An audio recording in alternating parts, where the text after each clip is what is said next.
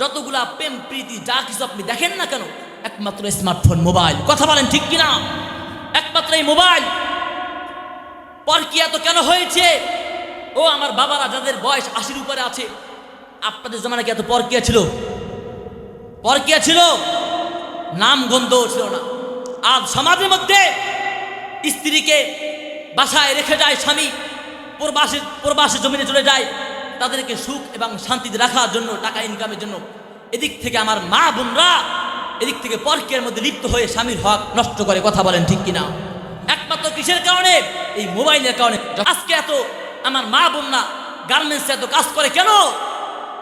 আমি যখন প্রতিদিন সকালে যখন মাদ্রাসায় যখন যাই, তখন কাজ প্রতিষ্ঠানে দেখি শত শত মা বোনরা সবাই গার্মেন্টসে যাচ্ছে কেন?